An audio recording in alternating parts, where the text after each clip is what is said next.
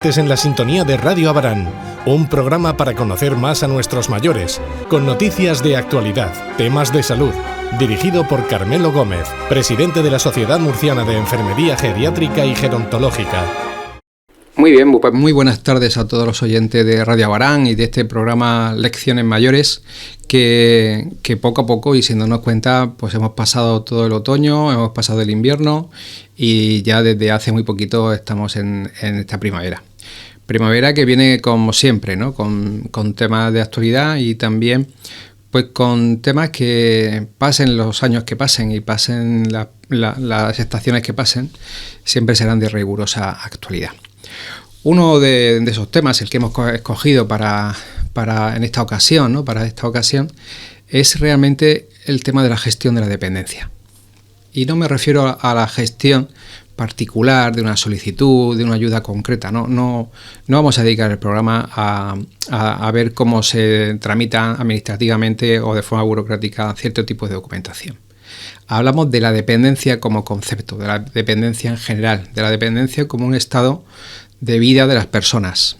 Un estado de vida que nadie quiere ver, o que me refiero a que nadie quiere verlo como horizonte, pero que sabemos que está ahí como posibilidad y en algunos casos como probabilidad. En concreto, como es un tema tan amplio, creo que es importante concretar. Y a la hora de concretar hemos pensado en esa zona, ¿no? de poco confort, que a veces no queremos hacer mucho caso, que a veces probablemente más de las que deberíamos, solamente nos acordamos de ellas cuando vemos algún titular escabroso, de morboso, ¿por qué no?, donde hablamos de residencia y de centro de día también y otros tipos de servicios y dedicados sobre todo a gestionar esas necesidades de personas dependientes. En concreto vamos a hablar de residencias en esta tarde. ¿Por qué? Pues porque creo que sigue siendo una de esas instituciones que tienen como estigma, un estigma social con forma de espada de Damocles siempre sobre su cabeza, de que son esos sitios donde los ancianos son, por un lado, que si son abandonados, que si son vapuleados, que si son marginados, y por otro, como que son todos por igual, todos en el mismo saco, como son aquellas entidades que le sacan el dinero a los ancianos por estar cubriendo una serie de necesidades que entendemos que son básicas y necesarias para vivir con una mínima dignidad el resto de su vida. Por eso creo que es importante, cuando hablamos de gestión, hablar de diferentes tipos de gestión y también hablar de diferentes centros y entidades que se gestionan. Porque sí, lo que se ve de fuera es un mismo servicio, pero desde dentro, los que llevamos muchos años viendo distintas formas de hacer cosas, sabemos que no es lo mismo. En esta ocasión tenemos el inmenso honor de contar como entrevistado en este programa con don Rafael Luque Muñoz. Don Rafael Luque Muñoz es economista social y experto en gestión. Muy buenas tardes, Rafael. Buenas tardes, Carmelo. Desde Córdoba, hay que decirlo, que hemos conseguido sacarte ahí un ratito para poder estar con nosotros aquí en esta tierra murciana que sabes que se te aprecia y que se te quiere. Más concretamente, hay que decirlo, desde la Rambla, un pueblo de Córdoba que está dirección sur, y el sentimiento y el aprecio a esa tierra murciana y a ti personalmente es mutuo. Qué bien, qué bien. Pues como decíamos, don Rafael es economista social, que es algo que ya veremos, ¿no? Después, cómo te defines. Es experto en gestión y administración de fundaciones, entidades no lucrativas e instituciones de carácter social y sanitario, y de servicios de atención solidaria a las personas. Creo que es importante que se queden con este término, solidario, porque vamos a hacer mención a él durante varias veces durante el programa. Es formador y ponente, miembro de distintos órganos de gobierno, patronatos, consejos de diferentes asociaciones y fundaciones privadas y públicas, profesionales y sociales, y así como asesor y colaborador de distintas congregaciones religiosas católicas. Además, está abierto al estudio, publicación, investigación, formación y divulgación en los ámbitos de la economía social, de la universidad, de la sanidad, del cooperativismo y de la dependencia. Es director de una entidad, quizá los oyentes no saben muy bien, pero para los que gestionan sí sabemos quién es AGO, Formación y servicio a las entidades sociales y solidarias, más humanista cristiano, Fidelis, Dispensator et Prudens, trabaja a diario en torno a lo que ha llamado la economía samaritana. Se define él mismo, ¿no?, como un economista samaritano cuando hemos hablado en otras ocasiones. Es aprendiz de escritor, ya les digo yo que no, es un muy buen escritor, aunque él diga que se denomina como aprendiz. Y de ilustrador, también le digo que no, es muy buen ilustrador, porque yo creo que todo lo que se pone alma, al final sale, y eso que le sale a él en su libro, en concreto en el último cuento, llamado Las cosas de María, es precioso. Es un libro, es un cuento precioso, pequeñito, muy pequeñito, y que dice mucho como hacen los buenos escritores, decir mucho con no muchas palabras. El libro que ha vendido más de 10.000 ejemplares entre España, 5 ediciones ya, Argentina y Colombia. Además, trabaja como gerente, sigue trabajando como gerente para la Fundación Benéfico Social Hospital Santísimo Cristo de los Remedios, en La Rambla, como he dicho antes, en Andalucía. Y también es director de esa residencia Santísimo Cristo de los Remedios, un poquito menos, pero bueno, 19 años de director, o sea que sabe de sobra cómo, cuando hablamos de gestión a qué se refiere. En la Junta de Andalucía ha estado presente en el Consejo de Personas Mayores como asesor de entidades no lucrativas y en la Fundación Vida Abundante también, de la Asociación Andaluza de Servicio de Atención a las Personas Mayores, sector solidario, asesor de presidencia y otros cargos de responsabilidad de 2012 hasta ahora. Bueno, como decía antes, Rafael, se queda, he resumido todo lo que he podido, te pido perdón si ahora he resumido he dejado algo que consideres de interés, pero creo que ya la mitad de tu currículum, de tu pequeña reseña curricular ya dice mucho de cuánto sabes sobre este tema del que vamos a hablar esta tarde. Hay una cosa, un detalle también que en esa tierra que estoy obligado a decir, y es que soy colegiado por el Colegio de Economistas de Murcia. No me digas, Rafael. Sí. Soy colegiado por el Colegio de Economistas de Murcia, no por Córdoba, Sevilla, ni Málaga, ni ninguna otra cosa. Es por Murcia. Me alegro. Que ahí queda, vamos a dejarlo ahí. Tú has querido ya, déjalo caer. Muy bien, pues, a ver, en tu perfil, en el que hemos leído, ¿no? Te defines como humanista. Yo te entiendo que eres un gran humanista. ¿Qué significa ser humanista? ¿Cómo se lo vamos a explicar a todas las personas que nos escuchan? ¿Qué es ser humanista y, sobre todo, qué es ser humanista en los tiempos que corren? ¿Qué es ser humanista hoy en día? Bueno, un humanista es aquella persona que busca fomentar el desarrollo del ser humano. El humanismo es una doctrina, como todos sabéis, teórica y práctica, que pone como principio la dignidad inalienable de toda persona humana. Es poner a la persona en el centro de todas las cosas. El capital no puede estar al servicio de... Las personas no pueden estar al servicio del capital, la industria no puede estar al servicio del capital, la burocracia no puede estar al servicio de... Sino todo tiene que girar en torno a la persona, y la persona es lo más importante de todo. Eso es el humanismo. Qué bien. ¿Con qué facilidad lo explicas? También te defines como economista social. Y eso también hay gente que probablemente no termine de entenderlo, y creo que es necesaria una buena conceptualización. ¿Qué es un economista social? Bueno, pues hay dos formas de explicarlo.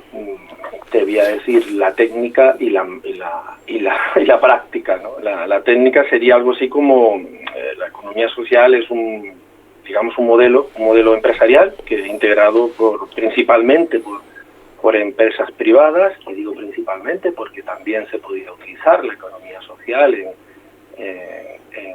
la empresa pública, y que se basa en principios, por supuesto, de democracia, equidad y transparencia, ¿no? Y donde los trabajadores, entre otras cosas, volvemos a las personas, los trabajadores están en el centro de nuestro trabajo, por encima, por supuesto, del capital, y el de aquellas entidades que son servicios, pues las personas están por encima de la consecución de los fines, ¿no? Esa es una definición que, como te decía, un poco ligera y más técnica, pero vais a entenderlo todos muchísimo mejor con una frase de José Luis Sampedro que dice que hay dos tipos de economistas, ¿no? Los que quieren hacer más ricos a los ricos y los que queremos hacer menos pobres a los pobres.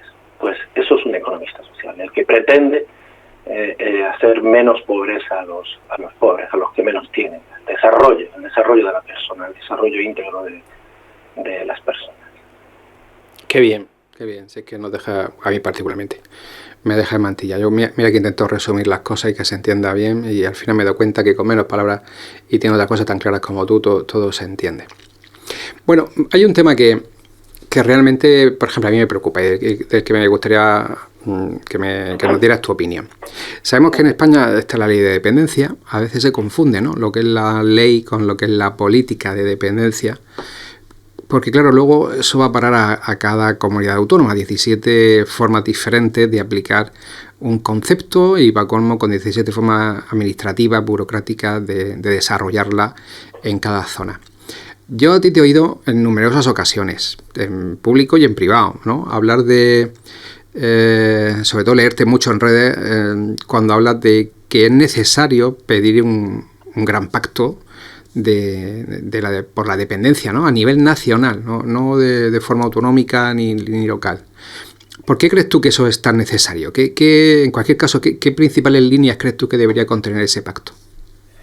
Bueno, yo estoy seguro que todos recordáis el Pacto de Toledo, que fue el Pacto de las Pensiones, por decirlo de alguna forma, que en el año 95 se analizaron las pensiones y se propusieron y dispusieron, muy importante, buscar y encontrar, proponer y disponer medidas para la mejora del sistema, ¿no? Eso fue un gran pacto nacional que se consiguieron gracias al acuerdo de todos los agentes sociales, de partidos políticos en el gobierno y en oposición, los sindicatos, autonomías, etc.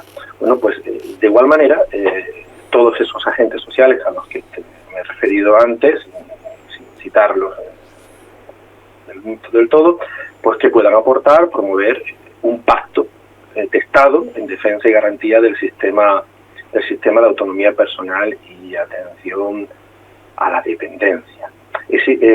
Las líneas, me decías, las líneas principales que debería contener, resumiendo mucho, se me ocurren, si hago la pluma, se me ocurren 4, 5, 6, no sé, me salen casi seguidas, una vez digo una, otra vez digo otras, pero las más importantes, de entrada y muy importante, es establecer una garantía de financiación del sistema. Es decir, un sistema de atención de manera equitativa entre la Administración General y las distintas comunidades autónomas. La ley de dependencia de la que tú has mencionado, que se aplica de manera desigual en las diferentes comunidades autónomas, es una ley que nació prácticamente muerta, por la sencilla razón de que no contenía, no había garantía de financiación. Entonces, de entrada, establecer, como te digo, una garantía de la financiación del mismo. Segundo, siguiendo en el hilo de presupuestario, destinar y dotar, como digo, presupuestariamente recursos reales, recursos efectivos y evaluables que favorezcan la autonomía personal, retrasando de este modo la aparición de situaciones de dependencia, ¿no? Hay un tercer punto muy importante que lo definiríamos como perspectiva de globalidad e igualdad en todo el territorio, que es a lo que me refería al principio.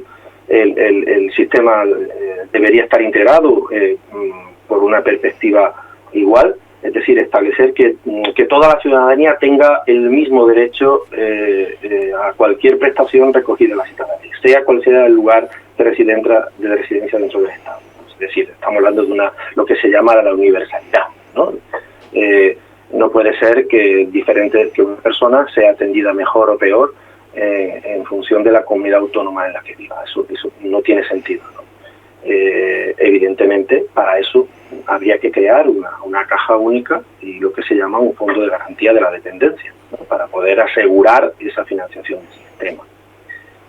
Los 3 puntos primeros, como veis, van relacionados con el tema presupuestario y con la financiación del sistema. Se me ocurre más, te diré muy rápido, unificar y simplificar los procedimientos.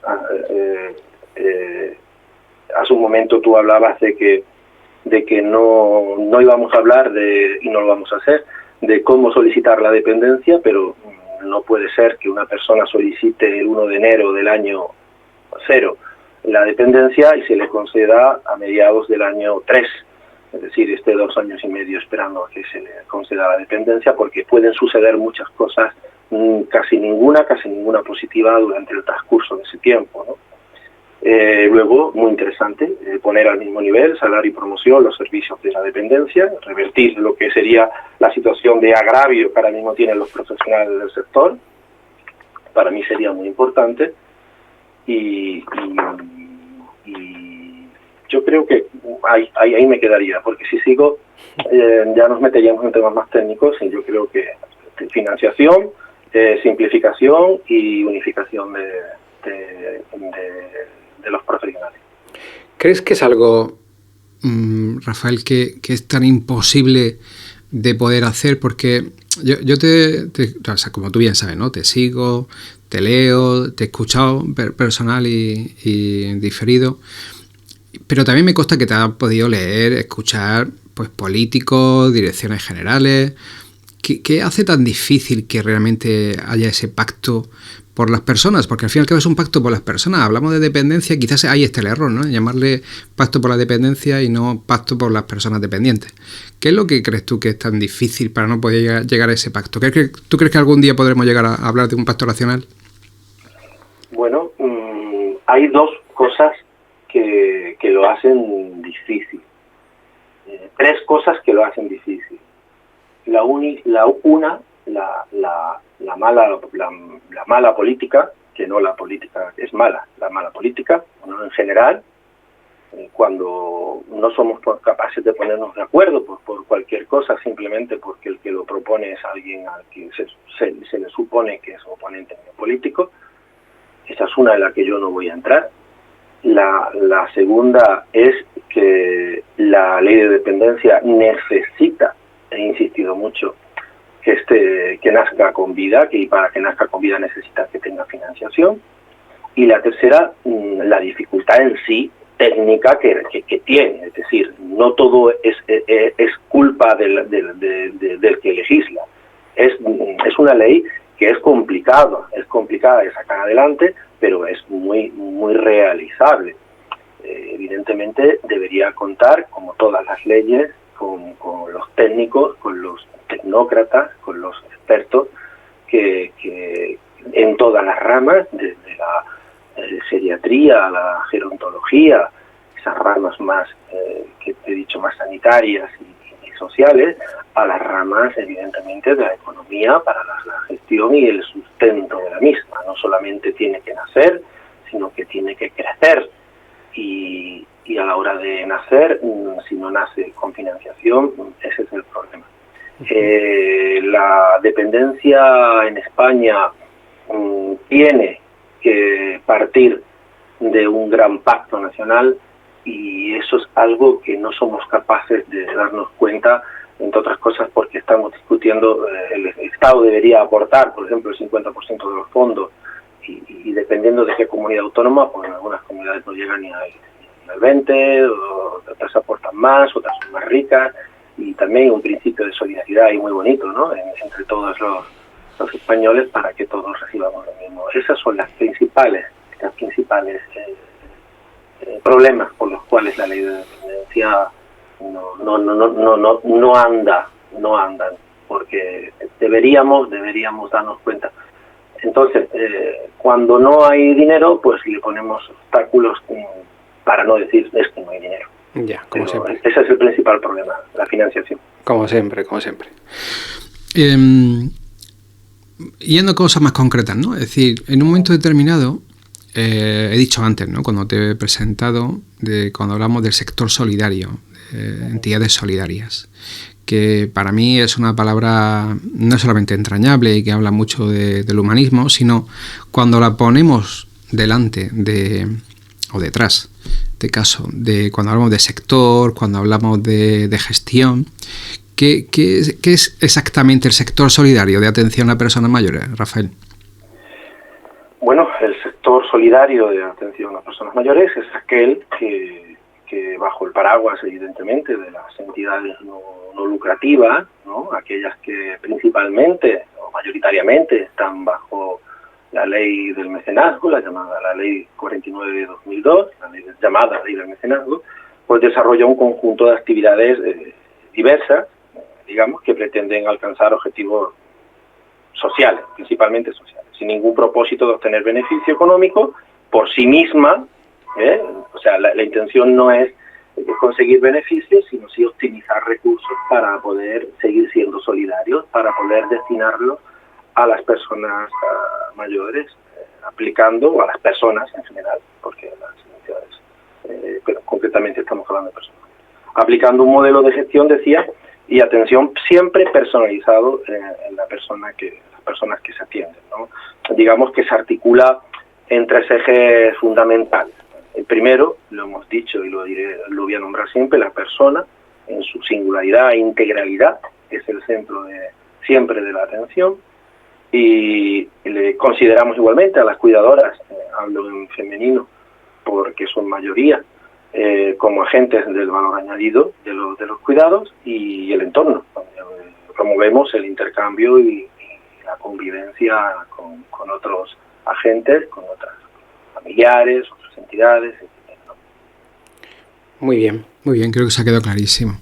Entiendo entonces que cuando uno desempeña su labor en un sector solidario, es un trabajo vocacional, ¿no es eso, Rafael?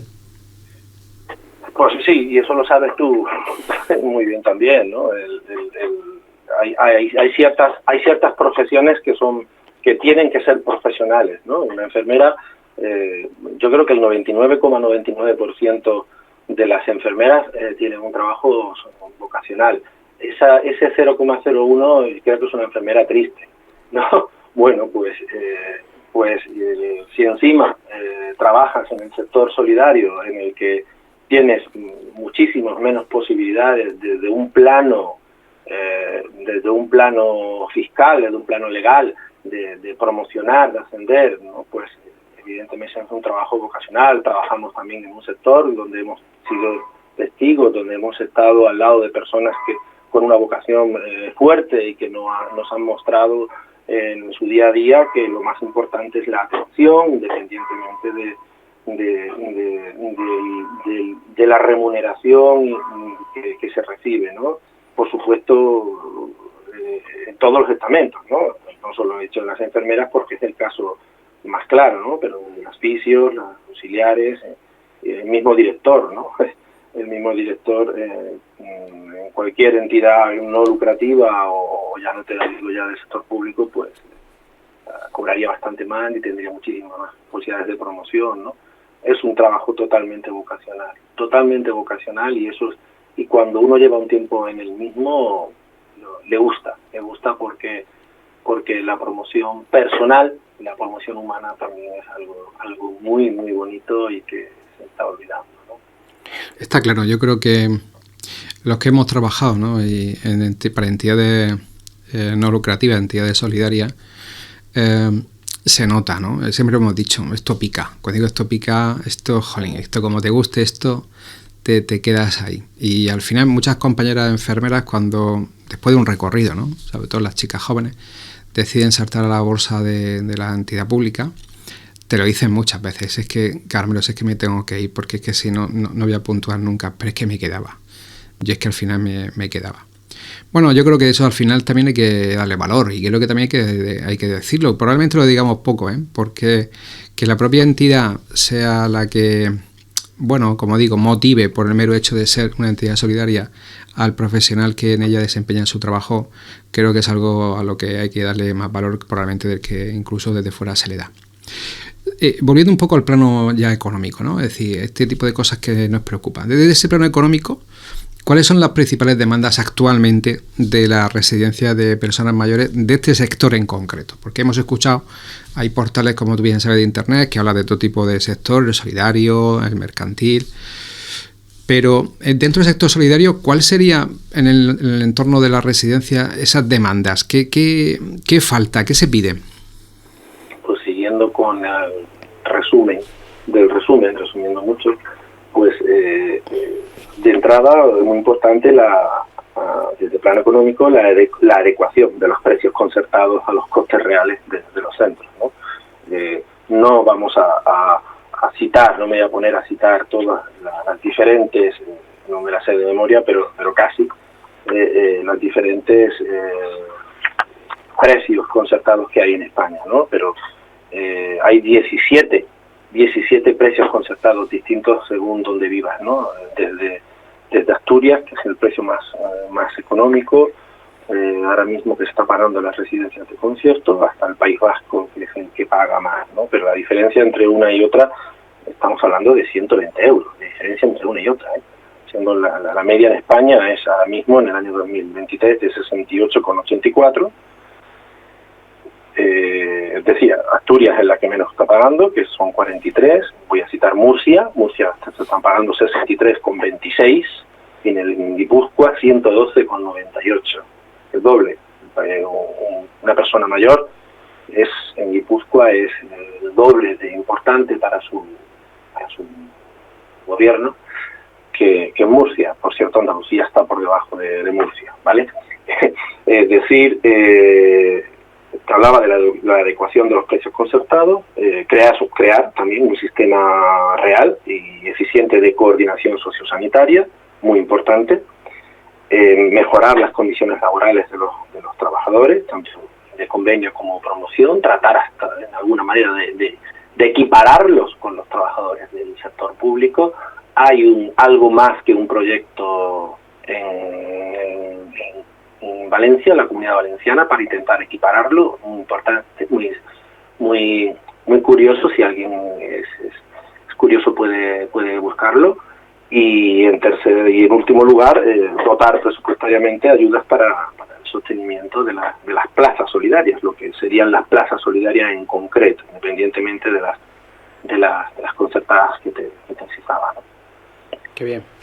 Hemos hablado de precio a plaza. La gente tiene que saber, ¿no?, los que nos escuchan, que lógicamente el servicio y la calidad del mismo servicio va condicionada en mayor o menor grado, ¿eh? También es cierto que no es una regla exacta, pero en mayor o menor grado va condicionado al precio que paga la administración por esas plazas concertadas, y que no guste o no, condiciona el resto de precios de plazas, ¿eh? No guste o no. Es difícil ver dentro de una residencia que si el Instituto Murciano, por ejemplo, Acción Social, paga 63 euros por plaza, que al mayor que haya al lado de ese le cobre 120 por día. Es muy difícil de valorarlo. Por lo tanto, casi siempre los precios se igualan pública, precio concertada, que con precio privada pura, ¿no? ¿Cuáles serían esos principales costes de una residencia? Pues mira, una residencia, antes hablaba que es una entidad de servicio, y como tal, pues evidentemente su principal coste es el personal. Una residencia media, que digamos que entre 50 y 90 residentes, su personal estaría en torno entre el 60 y el 70%. Entre el 70 y el 70%. Yo voy a ir diciendo horquillas que al final pues van a sumar 100 más menos 10, una cosa así, ¿no? El personal sería el 70%. Los aprovisionamientos, en los aprovisionamientos encontramos evidentemente principalmente alimentación, limpieza y productos de higiene, estaría en torno al 15-20. Los suministros, en circunstancias normales, estarían en torno al 10. El año pasado sobrepasaron holgadamente el 16, 18, 20%, con las enormes subidas del combustible, del diésel, de la electricidad, ¿no?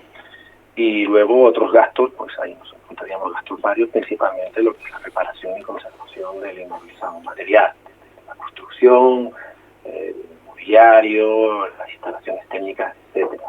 En esta separación que he hecho porcentual no incluiríamos, evidentemente, la amortización, que todos sabéis que es el desgaste que tienen los elementos físicos que están en las residencias, el desgaste del inmovilizado, ni tampoco contaríamos con los gastos, digamos, financieros, ¿no? ¿Qué son los gastos financieros? Principalmente no son esos que nos cobran los bancos, sino los gastos financieros son, hay empresas, que hay entidades pues que tienen un préstamo y tienen que estar pagando ese préstamo, pues ahí estamos hablando de una entidad que no tenga gastos financieros y sin contar con la amortización, porque eso ya dependerá del edificio, de la antigüedad y de las inversiones que haya hecho la, ¿no? Principalmente, como te digo, es el personal.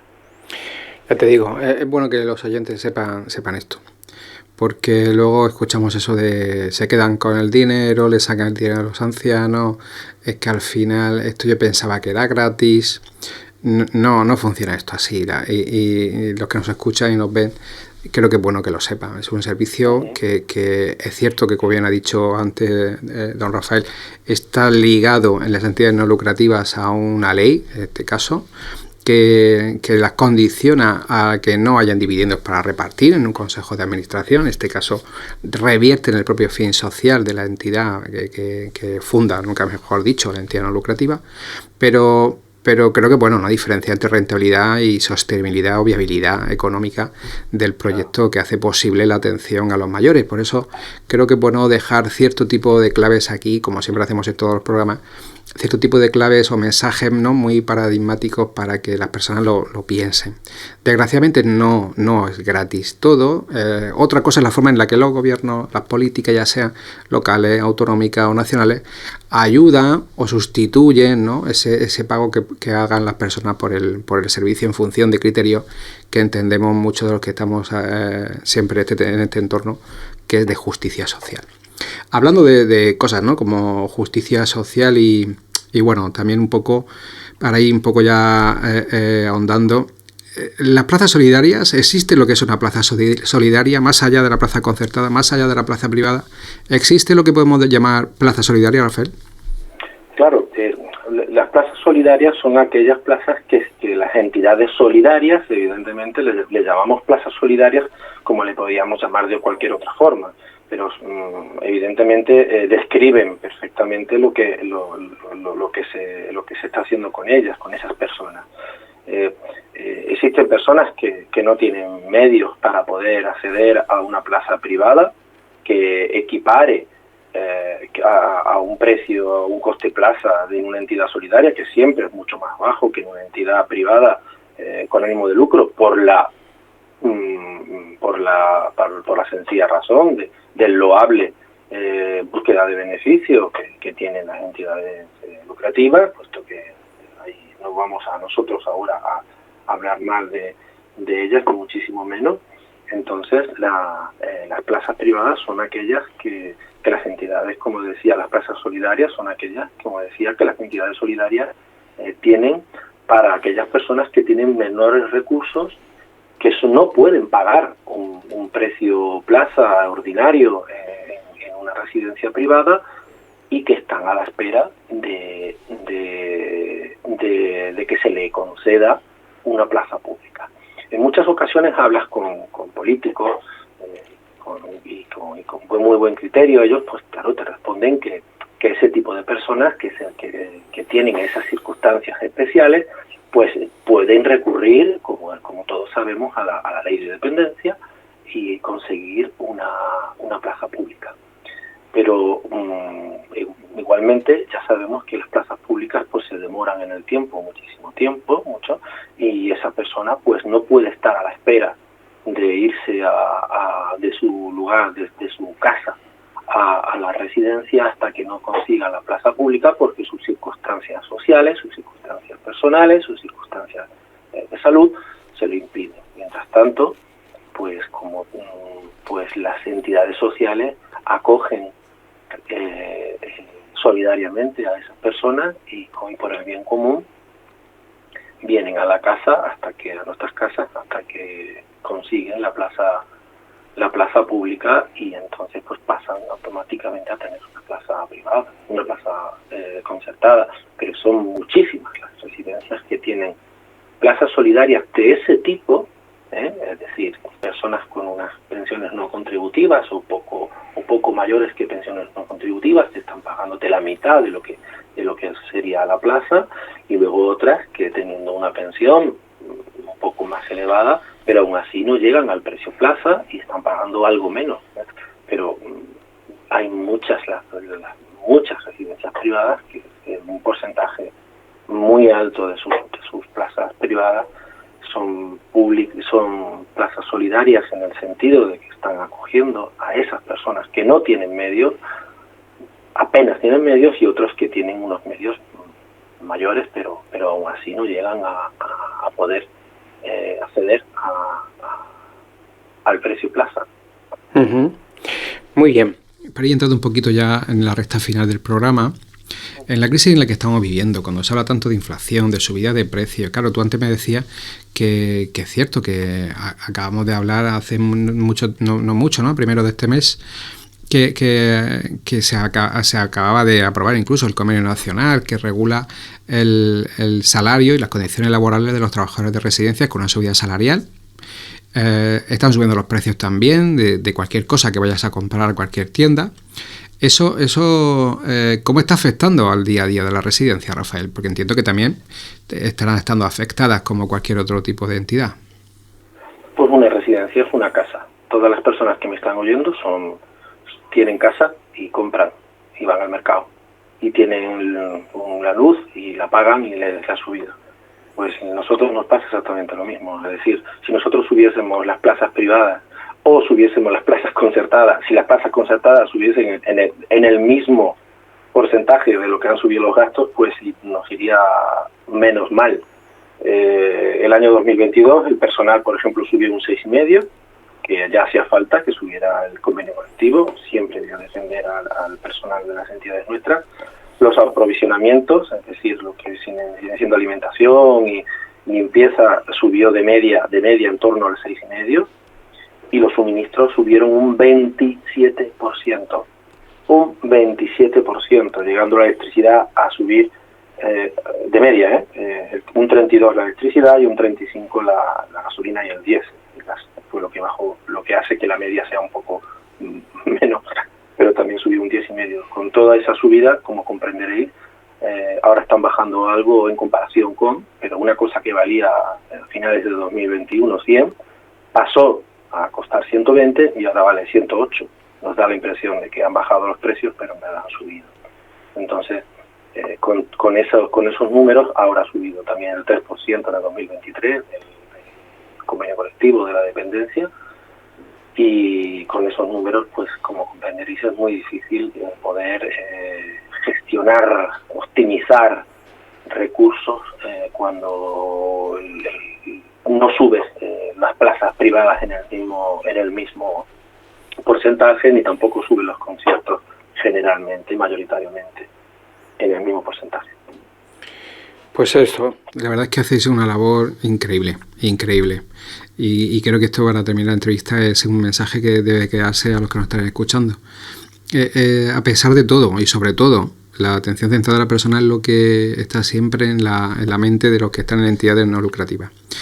Entiendo, como tú decías antes, ¿no?, que no va a ser tampoco, hay entidades lucrativas que de verdad que también lo están haciendo bien, pero que hay algo que fundamenta, y es que yo siempre lo decía, Rafael, en cualquier tipo de reunión, ya sea en Madrid, aquí en Murcia o en privado, hay gente que puede tener opciones, ¿no?, a hacerlo bien. Nosotros tenemos la obligación de hacerlo bien, porque moral y éticamente nos fundamenta eso, ¿no?, el querer hacer las cosas de otra forma, querer hacer las cosas de una forma vocacional. Tenemos la obligación de esforzarnos por ser humanistas, y para eso hay que estudiar un montón.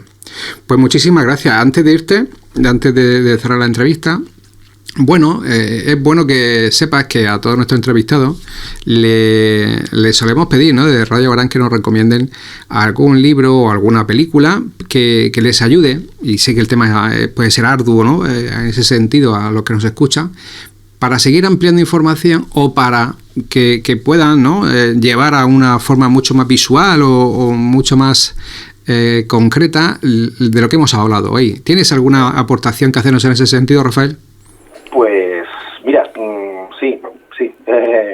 Siempre cuando en mis ponencias, en mis clases, en mis charlas con amigos, te voy a recomendar 2 libros y 2 películas. Os voy a recomendar 2 libros y 2 preguntas.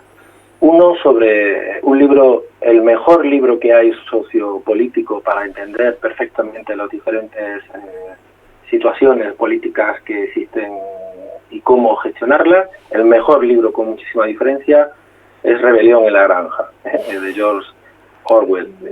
Lo aconsejo encarecidamente leerlo.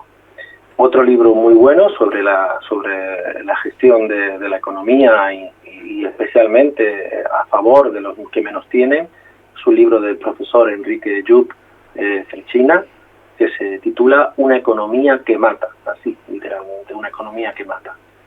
Películas, pues siguiendo en el mismo argumento que te decía antes, una película que nos enseña cómo optimizar recursos, una película muy buena, es una película que se llama Marte, que es de Matt Damon.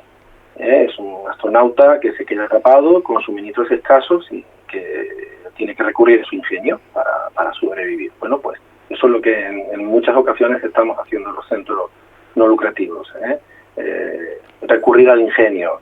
Y luego, si hablamos de relación intergeneracional, tan importantísima, tú has citado eso mucho en tus buenos programas anteriores, la relación intergeneracional fuera de la familia. Hay una película que me gusta mucho que se llama Cinema Paradiso, un director italiano que se llama Giuseppe Tornatore, creo que es algo así. Pero bueno, donde un niño pues se siente atraído por el dueño, por la persona que manipula el cine, y es una persona mayor, y los entresijos de la profesión, los secretos que ocultan detrás de las películas, y es muy bonito porque se aprende el novel, aprende del mayor de una forma preciosa y además es un canto a eso, a las relaciones intergeneracionales y cómo se aprende de los mayores todos los días, si queremos y si lo buscamos. Tornatore, Giuseppe Tornatore. Que para que los oyentes lo tengan bien interiorizado. ¿Lo he dicho bien? Totalmente, de cabeza, como siempre, súper bien. Pues, Rafael, muchísimas gracias por honrarnos con tu participación en este programa humilde, pero con aspiraciones a llegar a muchos rincones y a hacer mucho más accesible todo lo que sería el conocimiento o parte del conocimiento o como poco la información sobre todos estos matices que acompañan al cuidar a las personas mayores, tanto a las de ahora, también lo he dicho muchas veces en los programas, como a los que dentro de poco seremos cuidadores en el entorno familiar o los cuidados nosotros mismos dentro de ese entorno. Muchísimas gracias por tu participación, de corazón. Muchísimas gracias a todos, a ti, hermano. Muchísimas gracias a todo el equipo, a todas las personas que nos oyen, que nos ven, que nos escuchan, y un abrazo a todos mis colegas economistas de Murcia, que eso, que también se acuerden de este cordobés que gustoso permanece con el collegamento, como dicen los italianos, porque sois los que me abrazasteis primero, y Murcia es una tierra muy bonita y muy acogedora, y gustosísimo hablo para ella por lo que necesitéis. Siempre a vuestra disposición, y la tuya personal también. Muchísimas gracias. Hasta pronto. Bueno, pues con esta entrevista que nos consta que da mucha información, no es lo que estamos acostumbrados habitualmente, ¿no?, a hablar de sanidad y lo sanitario, pero sí de lo social, y tiene mucho que ver con lo que pasa ahí todos los días, en ese mundo que a veces no queremos ver, pero que afortunadamente están ahí esperando por si nos hace falta mucho de nosotros.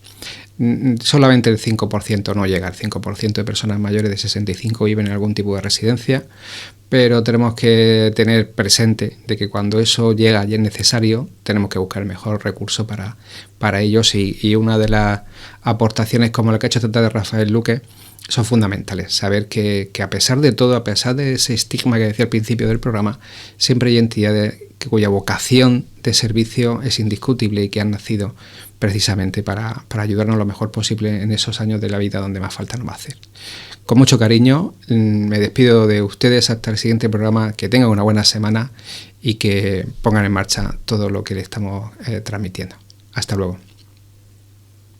Todos los martes en la sintonía de Radio Abarán, un programa para conocer más a nuestros mayores, con noticias de actualidad, temas de salud, dirigido por Carmelo Gómez, presidente de la Sociedad Murciana de Enfermería Geriátrica y Gerontológica.